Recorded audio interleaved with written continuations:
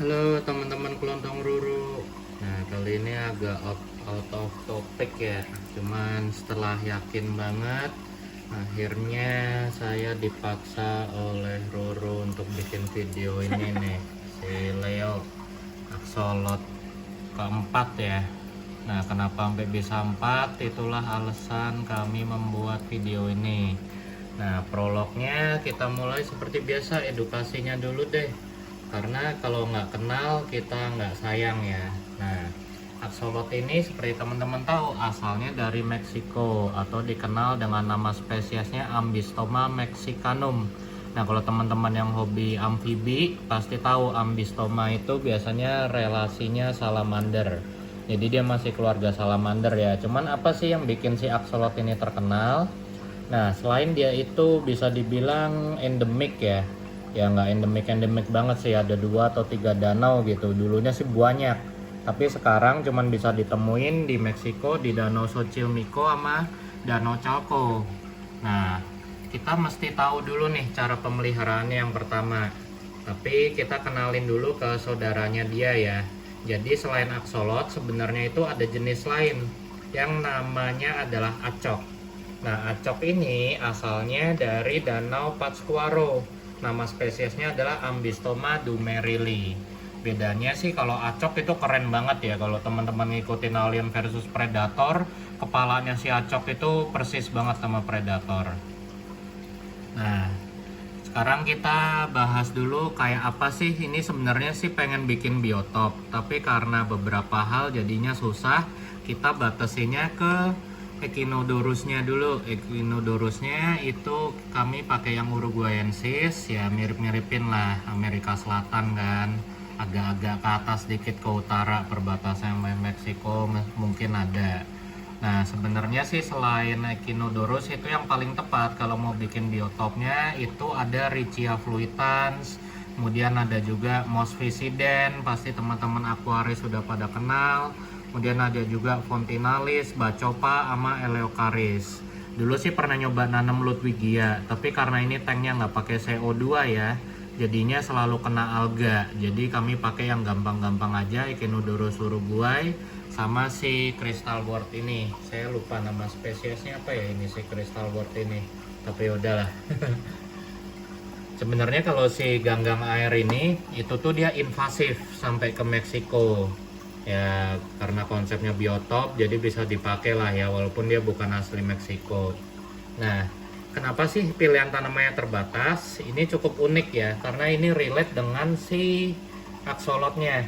Jadi di danau-danau Meksiko itu kan juga banyak dikelilingin pegunungan. Kemudian daerah Meksiko kalau teman-teman lihat ya, selain dari gembong narkobanya itu kan terkenal banyak gurun-gurunnya tuh. Nah, kita bisa tahu karena banyak berbatu, gurun-gurun. Jadi di sana kandungan mineral sama salinitasnya itu tinggi banget. Nah, karena kandungan salinitas sama mineral yang tinggi, apalagi dikelilingin gunung, dari gunung itu kan ada mata air ya. Nah, mata airnya itu ngalir ke danaunya tempat tinggalnya para axolot.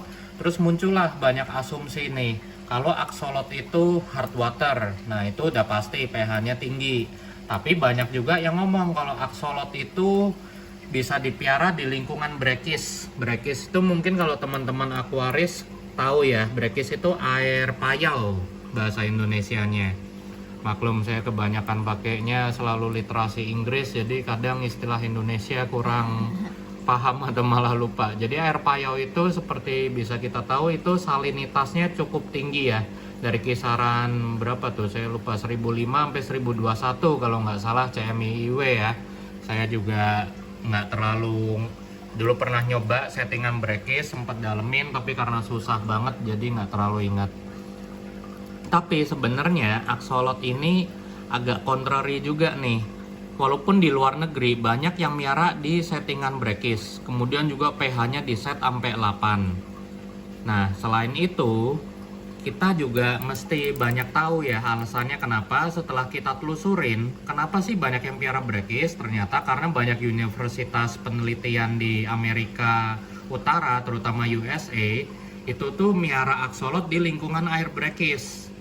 Nah, ternyata setelah saya telusurin itu jadi perdebatan. Karena sebenarnya tujuan para lab ini kan meneliti ya. Nah, karena meneliti dia kan sampai ngembang biakin lingkungannya juga harus steril. Nah, karena lingkungannya harus steril sama telurnya si aksolot, by the way karena dia amfibi, bayangin aja telurnya aksolot tuh kayak kodok berlendir. Jadi telur-telurnya itu tuh sering kena jamur. Nah, terus juga lingkungan lab kan harus steril. Nah, di pH yang cukup tinggi sama kadar garam yang tinggi, ingat garam itu kan antiseptik ya. Jadi lingkungannya steril, telurnya juga nggak gampang busuk, nggak gampang berjamur. Nah, disitulah kontroversi dimulai. Teman-teman terserah pilih yang mana, terbukti hidup. Tapi hati-hati ya, cukup diingat. Kalau kadar brekisnya tinggi, itu juga lingkungannya lab, dimana setiap hari orang memonitor. Jadi pasti aman. Kalau di kayak gini kan kita cenderung hobiis. Kadang kita nggak sempat ngurusin dia, kita bisa lupa, kita nggak tahu efek lainnya. Kemudian yang susah juga, kalau kita piaranya brekis, nggak semua tanaman bisa tahan loh. Terus juga kita masuk faktor nomor lain nih. Jadi kalau pH semakin tinggi, amonia itu tuh makin bahaya, makin cepat bikin keracunan. Teman-teman bisa cek literasi di Google banyak. Nah, karena topiknya udah geser ke amonia, kita bahas topik lain lagi nih yang nggak kalah penting buat aksolot. Aksolot ini tuh sensitif banget sama amonia. Kenapa? Karena dia hidupnya juga kita bisa lihat ya, di Meksiko bisa sampai punah karena perbuatan, ya sorry itu saya perbuatan manusia ya, terlalu mencemari lingkungan, kotor segala macem, banyak amonia. Amonia itu kan dari apa ya, kandungan organik sama inorganik yang membusuk juga lama-lama sama sampah-sampah manusia, makanya mereka punah. Nah, makanya dari itu saya juga ngeset pH-nya nggak sampai 8. Saya juga nggak pakai settingan brekis, tapi saya jaga pH-nya dengan buffer. Di sini ada cangkang oyster, dan karena topiknya amonia, kita bisa lihat nih, dia dijaga oleh 3 sistem. Yang pertama sistem Kaltness tuh yang tabung ogel-ogel nggak jelas dangdutan tuh.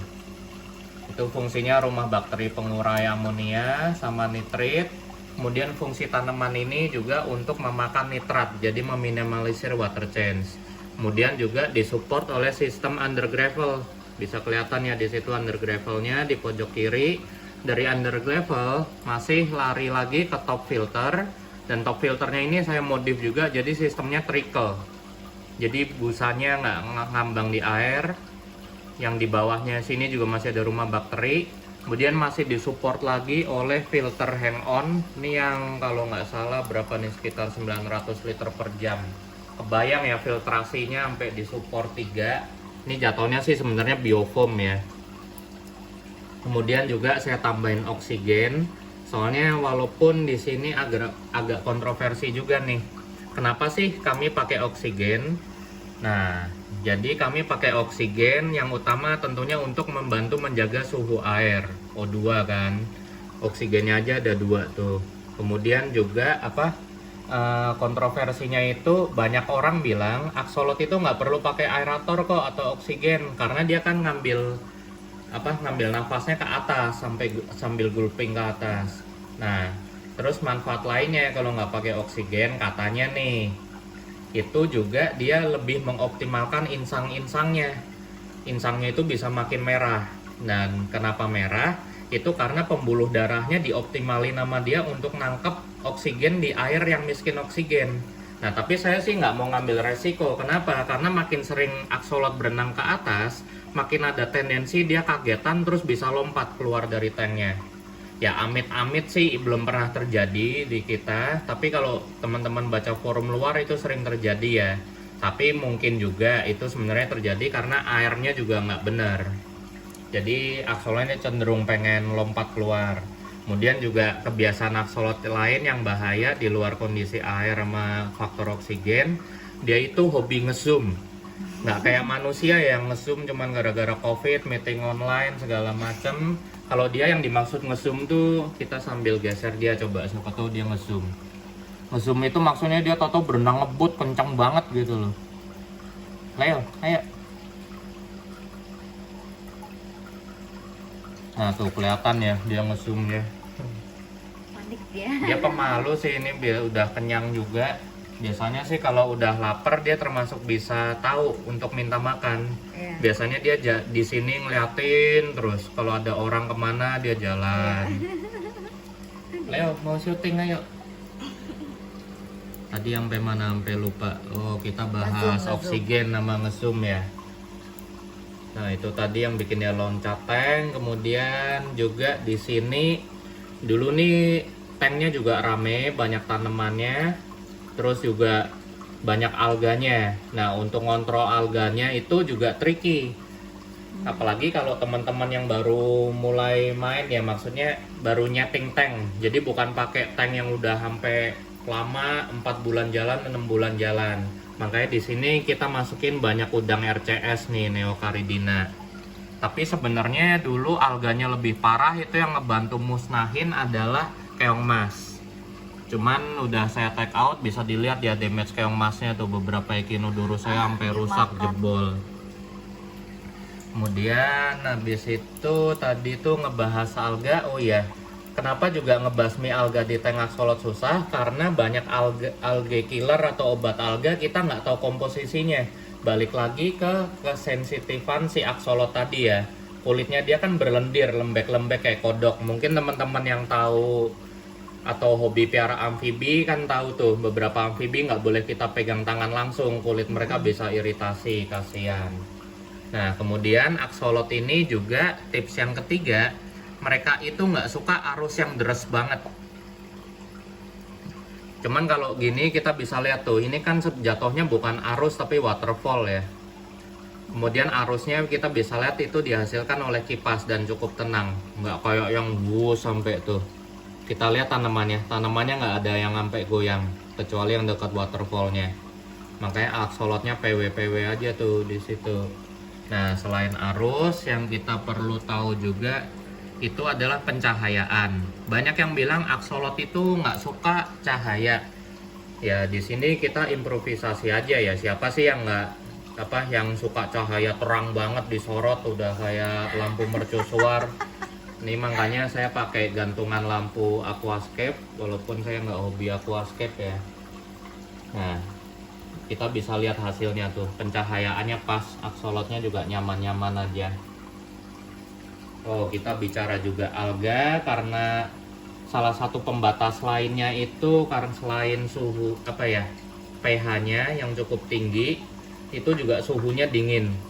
Nah, karena suhunya dingin, saya iseng nih yang terkenal itu ya, Marimo moss ball. Walaupun namanya adalah bola lumut, tapi dia sebenarnya adalah alga. Nah, teman-teman jangan ketipu. Ini nih Marimo yang asli, pamer sih ceritanya. Nah, jadi si alga ball ini, alga loh, bukan lumut loh. Oh iya, alga. Fungsinya adalah mungkin kalau di aquaris atau aquascaper pengganggu ya, tapi sebenarnya alga itu kalau buat saya yang naturalis ya, dia ngebantu, dia kan membantu makan nitrat juga. Nah, itu yang asli nih. Hati-hati kalau beli online, banyak yang pakai alga jelek yang cuman modal ember taruh cahaya matahari jadi tuh alganya, atau enggak moss dia asal ikat nggak jelas. Nah, terus tadi kita kan sempat bahas kipas nih karena menimbulkan arus. Kenapa sih sampai pakai kipas? Nah, ini nih kontroversi yang paling wajib diungkit. Jadi banyak yang bilang axolot itu, dan ini relate ya, kenapa ini axolot keempat kami, lontong ruru. Banyak yang bilang kalau udah CB-an atau breedingan Indonesia, dia itu kuat bahasanya, kuat panas ya, kuat suhu air Indonesia. Kuat lowland katanya. Kuat lowland lah bahasa tanamannya. Nah, di sini saya ikut memperjuangkan hak asasi axolot ya.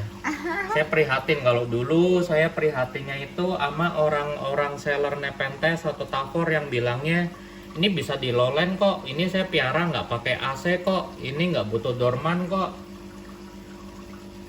Si axolot ini selalu dibilang bisa di suhu air akuarium Indonesia, yang dimana kalau outdoor udah pasti nggak bisa lah ya, suhu airnya bisa nyampe 30. Tapi saya kan udah lama main ikan, belakangan ini sih, itu tuh kalau kita piara indoor kayak gini, itu paling suhu airnya tanpa kipas kisaran 28-29. Kalau dengan kipas, terus nggak pakai AC, itu paling di kisaran 26-25. Kalau lagi hoki ya malamnya bisa 24 lah. Kemudian kalau lampunya mati. Nah, pada zaman dulu kami miara nggak di settingan kayak gini. Tanknya juga baru, cuman pakai kipas, kemudian tanpa AC. Berkali-kali sampai aksolot ketiga kami itu tuh selalu meninggal dengan hal yang sama. Pertama-tama kulitnya bermasalah, kelihatan merah-merah, kemudian ngambang-ngambang lemes. Kami bawa ke dokter hewan, thanks to teman saya dokter Kenda. Mungkin teman-teman tahu itu adalah vet ahli ikan di Taman Mini. Untung saya kerja Taman Mini juga jadi bisa dibantu dokter Kenda. Nah, dari dokter Kenda saya belajar banyak nih. Cuman sayangnya pas ke dia itu apa ya, bisa dibilang sudah telat ya, kita udah terlanjur.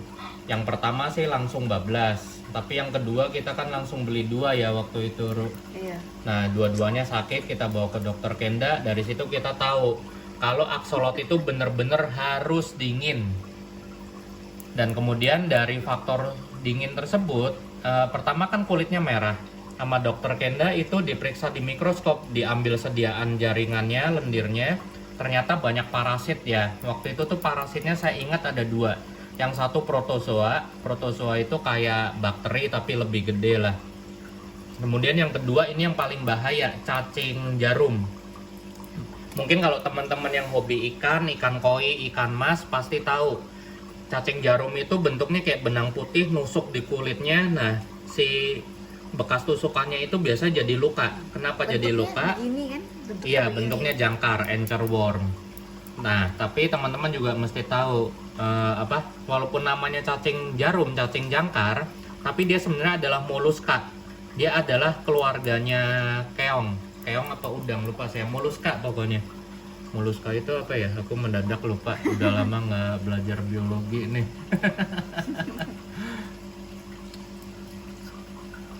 Nge-vape dulu bang. Nah, bekas lukanya itu mirip kalau di kita orang itu kayak skabies. Jadi tusukannya itu si betinanya nancep terus dia bertelur, anak-anaknya keluar terus dari lukanya. Ya lama-lama mati. Nah, kalau teman-teman bisa lihat, sini kan relatif mulus ya kulitnya ya. Jadi sebenarnya para parasit tadi, protozoa sama cacing jarum itu bisa nyerang karena imunnya dia turun. Dan faktor utamanya adalah suhu tadi. Yes. Oleh dokter Kenda akhirnya disaranin pindahin ke AC. Kemudian aksolot keempat kami yang paling mahal, paling bagus, namanya Leo. Ini jatuhnya wild type sebenarnya ya, atau marble. Itu saya juga agak kesel ya, penjual masarin wild type aja bilangnya marble, bilangnya wild type kayak susah amat. Ini sebenarnya marble tapi dia dominan leukistik atau rada hitam. Beda ya, kalau marble atau wild type itu kan masih ada hijaunya. Nah, saya suka nih. Jadi dia hitam tapi masih ada bercaknya. Kalau yang dulu kami piara ada yang albino. Bukan leukistik tapi melanistik, dia dominan hitam. Melano. Iya, Melano bukan? melanistik nama sifatnya kalau banyak dominan hitam. Kaget kok ditunjuk-tunjuk. Kalau di harimau dia kayak panther ya. Panther itu kan adalah kelainan melanistik.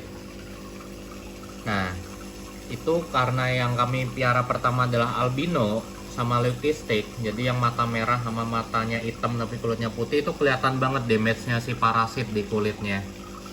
Kemudian juga selain imunnya turun karena dingin, sebenarnya sih dia bisa tolerir. Karena panas. Kaget ya. Kaget ya di syuting ya Leo. Malu dia di syuting. Nah, selain itu faktor lain sebenarnya nggak terlalu ngeganggu karena waktu itu filter saya juga oke. Tapi karena suhunya nggak dingin, faktor amonia yang lain itu juga ngeganggu. Jadinya bikin imunitas dia drop.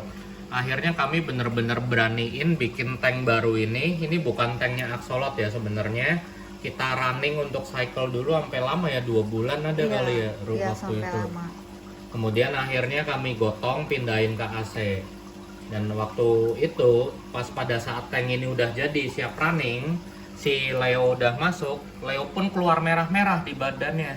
Untung waktu itu pas pasien ketiga kami, si siapa? Sampai lupa namanya dulu, yang hitam siapa tuh, Blacky apa siapa namanya. Itu tuh kena cacing jarum. Terus dokter Kenda bilang, ini ada temennya nggak? Kalau ada temennya coba cek deh, pasti nular. Malamnya kami langsung angkat Leo ke bawah lampu, pakai kotak kontainer kecil, kami sorot, bener aja. Ada tuh. Iya. Kami langsung nyiapin tank karantina. Nah, balik lagi nih. Saya langsung keinget jurnal dulu. Terus kemudian untung udah dikasih tahu dokter Kenda juga, cacing jarum ini apa, keluarga moluska kan. Saya kejar jurnalnya. Dan waktu itu dokter Kenda menyarankan obat yang sebenarnya nggak kontroversial.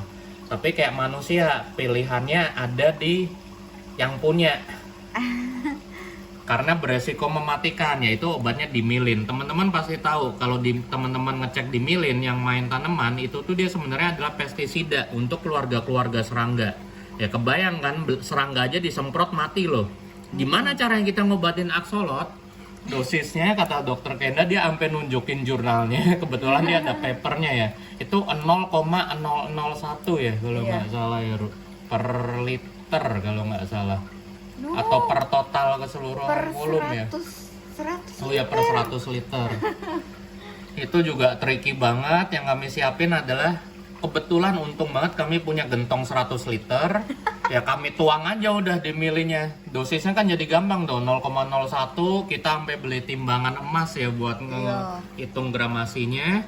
Habis itu kita siapin larutannya, kita masukin ke akuarium karantina kami, cuman pakai biofoam filter. Kemudian saya jadi, karena bacain jurnal cacing jarum, di situ ada literasi menarik lagi. Nih semua relate nih, bentuknya cycle. Si cacing jarum, dia nggak kuat bertahan di pH tinggi, 8 ke atas. Itu dipastikan telurnya sama larvanya sekarat, lama-lama mati. Saya jadi ingat settingan Brekis, saya kejar lagi larutannya si yang dipakai lab-lab di Amerika Utara. Saya sampai beli semuanya, saya bikin. Akhirnya saya sama Roro sampai berdebat tuh malam-malam, kita masukin kan nih cairan garamnya, karena itu kompleks banget ya, pakai 4 atau 5 garam. Tapi nggak ada yang garam, ada sih garam NaCl, kemudian sisanya bahkan sampai ada baking soda. Terus akhirnya saya putusin, udahlah karena ini untuk pertolongan ya, kita kasih semuanya. Jadinya di akuarium karantina selain pakai pestisida dengan dosis 0,001 per 100 liter, kami juga pakai larutan apa rater ya namanya, Wolf rater, saya inget tuh namanya. Kemudian ternyata seiring waktu membaik ya. Iya, jangan ditunjuk nanti dia kaget lagi. Tunjuk nih, lagi. tunjuk, acungin jempol aja deh. Nah, kemudian dari situ kami berasumsi kalau suhu dingin itu yang paling utama ngebantu ya. Pengobatannya mungkin itu faktor kedua ketiga. Tapi kelihatan imunnya membaik, cacingnya juga waktu itu kita ketemu 2 kalau nggak salah. Kemudian langsung buru-buru kita tanganin. Kemudian kita juga bisa lihat faktor suhu dingin yang ngebantu lainnya adalah dari gillsnya. Jadi kalau teman-teman piara keluarga binatang-binatang yang memiliki gills, kalau ikan kan punya gills ya, mungkin kita bicara keluarga amfibi yang punya gills, atau keluarga sidat, atau mungkin langfish yang punya gills, biar gondrong, atau kayak pseudosiren, itu tuh juga biar gondrong itu harus dingin airnya. Nah, kemudian habis tips and triknya, habis itu kan saya akhirnya bener-bener ngerasa berhasil lah merawat dianya lincah, sehat, nggak sakit. Saya kejar lagi jurnalnya. Saya sebenarnya bukan jurnal yang saya kejar, tapi waktu itu saya join forum di Reddit yang khusus aksolot. Dan ini agak aneh ya, Reddit, 9gag, Kaskus itu kan sebenarnya forum yang toksik ya, bisa dibilang di situ semua orang tuh isinya roastingan semua. Tapi kalau khusus untuk subforum Reddit yang aksolot itu orangnya tuh baik-baik deh. Nah di situ mungkin bisa dibilang scam ya, karena di sini saya konteksnya lagi memperjuangkan hak asasi aksolot. Di Australia itu paling sering terjadi. Jadi Australia itu kan banyak yang daerahnya tropis, mirip kayak Indonesia. Nggak semuanya 4 musim atau dingin.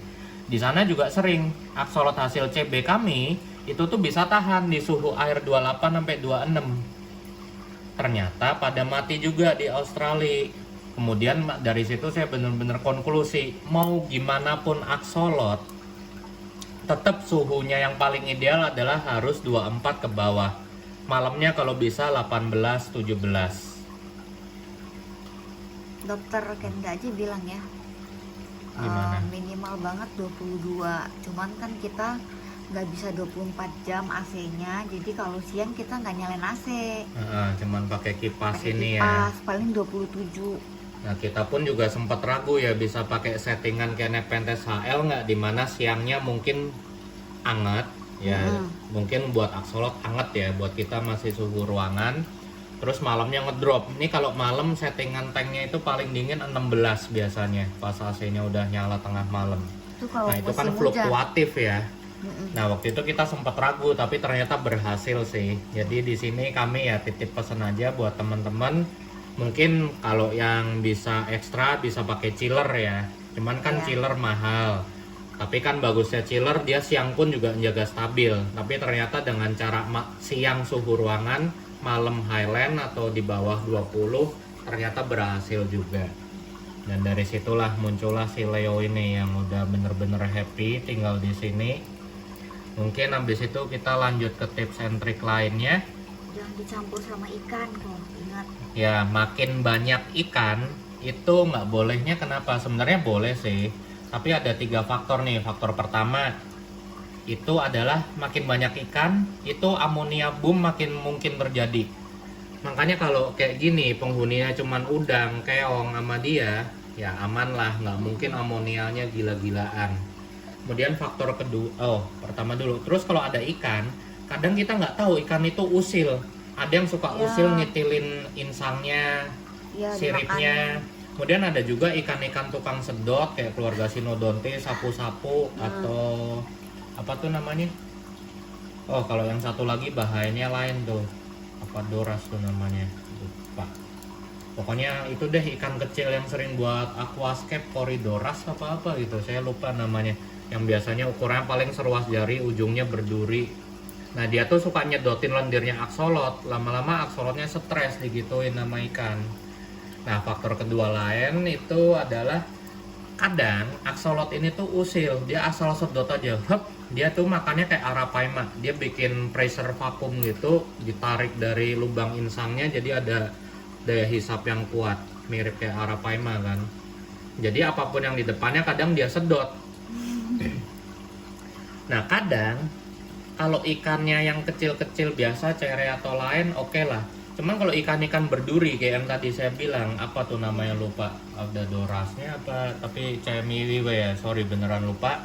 Itu tuh ada durinya karena dia masih kayak catfish, bisa bikin dia mati. Terus juga ada lagi bahaya lain kalau keong mas, kita piara yang gede, keong mas kan bisa ditutup bawahnya tuh kayak gini. Kalau aksolot kecil itu bisa kejepit, lama-lama dia mati kejepit kayak gitu. Nah kemudian faktor ketiga lainnya itu adalah kalau ya faktor uang ya, kita masukinnya ikan mahal karena kan nggak semua ikan bisa di suhu dingin dimakanin sama dia satu persatu. Ini aja udang saya bener-bener dalam waktu sebulan lah 100 ekor habis, paling cuman sisa hitungan jari. Sama ikan itu yang ngebawa cacing kan. Jadi Oh better iya, kadang jangan. kita juga kalau beli ikan, ya mungkin ikan mahal oke lah, biasanya sellernya kita kenal segala macam, cuman kan resiko dimakan dia ya. Kalau kita pakai ikan pembersih alga lain-lain, kita kan belinya pasti yang murah. Kita nggak tahu tuh dia piaranya bagus apa enggak, dia suka bawa parasit juga ikannya. Nah kemudian tips and trick lain juga, kalau teman-teman lihat di sini kerikilnya gede-gede ya batunya. Yes. Ini bukan mengejar estetika, tapi sebenarnya kami ngejarnya biar si aksolot ini pas dia makan, bahkan nggak cuma pas dia makan kok, dia tuh beneran usil, mulutnya suka nyedot-nyedot gitu. Itu tuh apa, batu-batu segini tuh bisa ketelen loh. Bahkan saya baca di Reddit ada yang sampai setahun akhirnya baru dia ngeluarin semua batu yang dia telan. Jadi aksolotnya itu obstruksi, badannya nggak jelas, gemuk.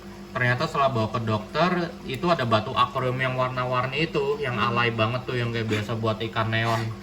Setelah berapa bulan, pokoknya total setahun, dua-duanya berhasil keluar sih, dimuntahin. Nah makanya di sini kami pakai batu yang gede yang nggak mungkin dia sedot ya. Kemudian bawahnya kami tetap pakai pasmal buat rumah bakteri. Dan karena saya naturalis ya, ini karena demi aksolotnya aja saya sampai pakai filtrasinya banyak. Saya sebenarnya pengen main wallstat, makanya di sini kita bisa lihat substratnya itu 5 cm. Kalau teman-teman yang tertarik pelajarin aja wallstat system. Apalagi yang bisa kita bahas? Oh ya, kalau teman-teman mau iseng sih main aquascape mumpung airnya dingin juga ya, itu kan kesempatan bagus banget buat main aquascape. Tembak aja CO, cuman tanknya jangan lupa ditutup. Kenapa pakai CO? Ada beberapa hobis yang ngelakuin itu karena pas pakai CO kadar oksigennya dikit, si insangnya bisa berubah jadi merah nyala, bagus banget bentuknya. Nah tips trivia apa lagi nih yang bisa kita share tentang axolot? Udah sih. Oh, paling makannya ya. Di sini kita makan iya. pakai hikari. Nah, dan kenapa saya pakai hikari? Ya tentunya mutunya terjamin, merek internasional. Saya juga banyak piara ikan predator dan terbukti pas saya kasih makan hikari ke ikan predator, dan kebetulan saya mainnya cana ya. Di sini saya juga kurang suka nih. Kayaknya miara cana yang gampang diribetin banget sama hobis-hobisnya, atas nama kontes lah, progres lah, apalah. Tapi ya ikannya jadi slow pertumbuhannya. Terus katanya ya buat nahan size segala macem, buat ngejar bunga.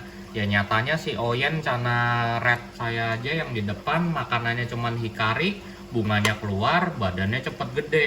Ya dari situ saya berasumsi itu bener-bener bagus, saya kasih ke si Leo. Dan kadang selain hikari, ya karena tank saya banyak ya, sampai dihitungin nih sama si Ruru katanya udah tembus 30, saya aja nggak ngitung. Ya selain pakan hikari yang masih for atau karnistik, saya juga pakai ini nih, pack attack. Dia bentuknya stick. Cuman ini si Leo udah kenyang sih, jadi kita nggak bisa demo. Nah cara makannya biasa cuman gini aja. Ini pas kecelup air kan jadi lembut, tinggal taruh di depannya, biasanya dia langsung nyedot gitu. Dan kalau cara bule, ini juga panduan terakhir ya. Mungkin teman-teman sering lihat di forum-forum, bule itu miara axolot simple banget. Tanknya polos kayak ikan predator, foamnya cuman filternya cuman biofoam kayak ikan cupang. Terus dia cara ngasih makannya bener-bener cuman disebar aja. Nanti axolotnya makan, terus kalau udah ya dia water change, dia bersihin itunya. Tapi ya karena saya sibuk ya, saya pengennya ribet di awal, tapi habis itu udah, ini aja kita udah nggak water change lama banget nih, sebulan lebih kayaknya. Udah 2 bulan lebih. Karena bisa dibilang airnya udah air tua, tapi nutrisi kita tetap kasih karena airnya ini cepet ya, karena ada kipasnya segala macem. Kita tiap topping air pasti ada nutrisi mineral yang masuk. Nah mungkin paling kalau teman-teman mau breeding, ini settingan yang udah paling pas. Yang pertama kita tentu harus punya axolot jantan atau betina. Jantan itu ngeliatnya gampang, itunya jendol banget tuh selangkangannya atau kloakannya. Kalau betina cenderung flat. Kemudian juga yang dibutuhin adalah itu tadi, ingat jaga kualitas air biar telurnya nggak busuk. Kemudian mereka itu butuh atau demen tanaman-tanaman air kayak gini, tapi banyak kok bisa ngakalin pakai tanaman plastik atau ada istilahnya tuh saya lupa plant gitu istilahnya, tanaman plastik gitu, atau bahkan kayak peternak ikan Indonesia ya pakai tali rafia atau kantong tas kresek itu digunting-gunting sampai jadi rumbai terus dimasukin aja, itu juga bisa. Yang penting telurnya ada tempat melekat. Dan untuk axolot perlu diingat juga dia bukan ikan, tapi dia adalah ambistoma keluarga salamander amfibi. Oh, saya ingat mau kasih tips and trick, tapi tolong jangan dicoba ya. Saya lupa jelasin di awal. Try it at your own risk. Kenapa sih axolot ini menarik? Kita balik ke science lagi.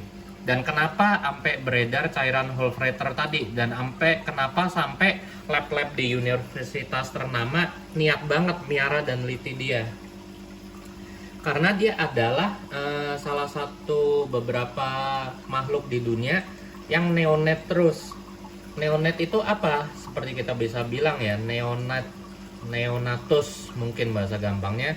Itu adalah makhluk yang anak-anak terus atau muda terus. Nah, Axolot ini kan kayak Pokemon yang nggak pernah evolve ya, dimana dia wujud sempurnanya itu adalah salamander. Salamander itu kan tanpa insang, mukanya jelek, nyebelin, terus coraknya keluar. Tapi kalau Axolot ini kan lucu, makanya dia terkenal sering jadi kartun. Nah, itu tuh apa ya, kuncinya adalah saya asumsikan itu masih misteri. Saya sempat diskusi juga sama teman-teman saya yang suka mikirin terlalu jauh nggak penting, Malcolm, Fikar. Itu kan pertanyaan aneh ya, kenapa salamander lain berevolusi sempurna, si Axolot ini enggak? Itu masih belum terjawab. Tapi ada kemungkinan nih, siapa tahu di masa dulunya Axolot ini tuh sering jadi salamander berevolusi sempurna. Tapi karena ulah kita manusia yang terus-terusan ngejajah, dia lebih nyaman di dalam air, berenang-berenang, dia memilih untuk neonet. Mungkin take it with a grain of salt. Tapi balik lagi, take it with a grain of salt itu ya udahlah, anggap aja harus dibumbuin. Nah, kunci evolusinya dia sebenarnya di kalimat saya, take it with a grain of salt. Jadi kalau teman-teman, saya udah baca, itu udah ada konfirmasinya walaupun nggak ilmiah, dan ini ada kaitannya sama Hofstadter. Teman-teman hajar pakai garam yang ada yodiumnya, atau apapun kandungan yang ada yodiumnya, dapat dipastikan 85% 90% dia evolve. Kenapa? Ya teman-teman, balik lagi kita ke pelajaran biologi pas SD. Garam beryodium penting untuk pertumbuhan tiroid. Dan kenapa? Tiroid itu kan kelenjar hormon. Jadi si yodium ini ada pengaruhnya ke hormon pertumbuhan, sama kayak di manusia. Hajar aja terus dia yodium. Tapi tolong ya, ada beberapa konfirmasi lain. Kalau Axolot udah berubah jadi form sempurna, umurnya jadi lebih pendek. Terus juga mukanya jadi jelek. Kayak tadi saya bilang, salamander tuh rata-rata mukanya nyebelin, kecuali tiger ya. Sama Chinese giant salamander, tapi itu pasti nggak semua orang suka tuh kalau Chinese giant. Kalau gini kan lucu. Dan kemudian ada pendapat yang lucu juga dari teman saya. Kan kalau teman-teman ngikutin 9gag, Reddit, Asian itu kan nggak pernah tua ya. Dari umur 0 paling sampai 10 mukanya anak-anak. Dari 10 sampai 50 mukanya masih sama, cantik, ganteng. Pas udah 70 toto duar jadi nenek-nenek. Dan itu kan guyonannya adalah Asian itu adalah neonetnya manusia ya. Nah, selain neonetnya, dia juga yang unik adalah genomnya. Kenapa dia sampai diteliti dan kenapa dia punya kemampuan regenerasi yang sangat tinggi, makanya sering dijadiin objek penelitian. Ya makanya kita juga harus mengkonservasi dia, karena kunci kemampuan regenerasi kayak di film Spider-Man, si Lizard Man itu, kalau kita putus bisa tumbuh lagi, adalah di kemampuan regenerasi makhluk hidup lain yang sedang terus diteliti. Dan konon salah satu penyebab kemampuannya adalah genomnya dia. Dia punya genom 32 bilion pasang. Kita manusia cuman punya 3 bilion. Kebayang nggak bedanya? Berapa tuh? Sekitar 9 lebih, 10 kali lipat lebih. Dan bilion itu nggak main-main loh. Nolnya 16 biji. Teman-teman hitung aja 32 bilion. Ya dari situlah kita appreciate binatang ya, karena siapa tahu suatu saat nanti mereka bisa nolong kita gitu. Oke, sekian teman-teman, saya juga udah berbusa-busa, butuh nge-vape lagi. Saya juga pegal. Nih kita lihat tuh Marimo Ball, saya pamer lagi ya.